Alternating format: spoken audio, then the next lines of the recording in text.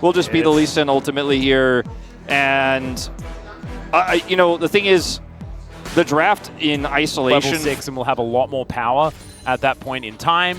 T1, I just feel like they spike so incredibly hard in the early game. All right, there's a flash cocoon, and that looks like first blood pretty comfortably. Valkyrie away here from Lazyfield as best he can, as Sponge, Warrior Tricksters to get himself over the wall.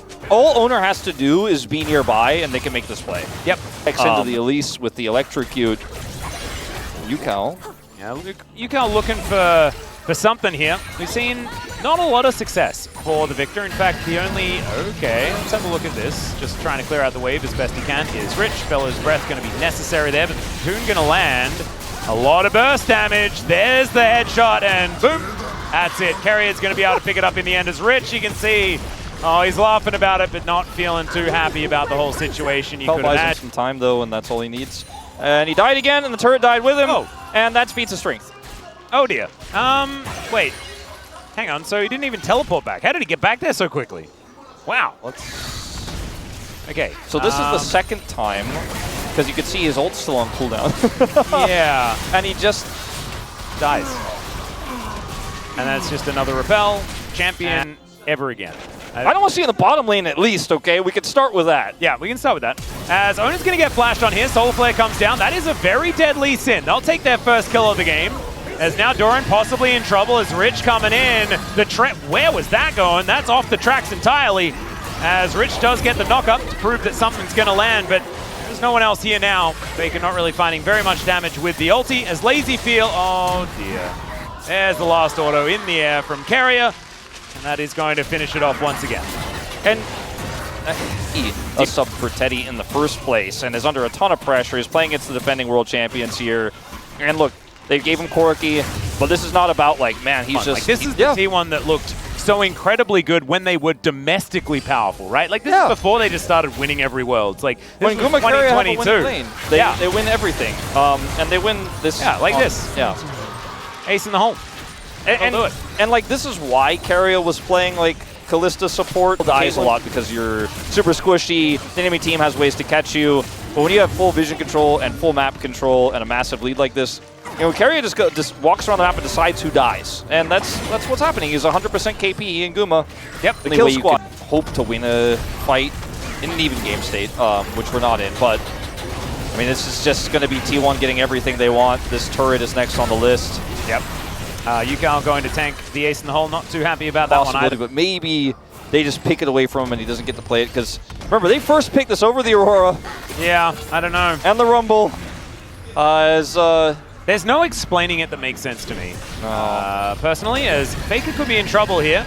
As the train comes down. This time it's going to land. Nice little chain CC there from Rich, but he's well and truly by himself. And he's going to have to try and flash away the flash forward from Owner, and he kicks him in the back of the head. That's going to send him to the death chamber as Sponge. Warrior Tricksters to get himself out of the way, and Gumayushi doing the thing he loves to do best, which is shoot turrets. Unless he can shoot the little yodel in a plane. It's another thing that he really enjoys doing. Yeah, he likes to get money and then use it to buy items and then kill people with it. But also killing turrets, like you said, he is a big enjoyer of that. Faker may be in trouble really for real this time, maybe? Yeah. He's not going to be able to make that flash work, as Owner is like, yeah, you're on your own, buddy. Owner's like, nah, sorry, man, that's all I can do. Faker for in a turret, though, Wolf. That's their due diligence to check, you know, behind them there, that brush in this case. Small victory. That's the support, by the way, versus the jungler.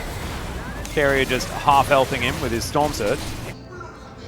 I thought the Ornn was the support in this game for DRX. Yeah. Or wait, maybe it's the Wukong, or maybe it's the... It could honestly be any of them at this stage. Yeah. This is a rough one, man. This is our first, like, real stomp, like... Oh! Doran's dead! There we go. Yukao collects the second. That's three. Three of these picks they've gotten where T1 just caught with their pants. The tier, and, Ornament's coming in, Wolf. The tier will finish stacking. True. Like, you know, earlier I wasn't sure, but I think I can confidently say he's going to finish his Muramana. And look, the slingshot will turn into a long-range gun. Yes. We'll have a third item. Oh, don't. Whoa. They made the gold graph a little bit bigger. If you couldn't see it earlier, now you can really see it in all its glory. The might of Caitlyn Guma. situation is looking pretty Caitlyn-y at this stage.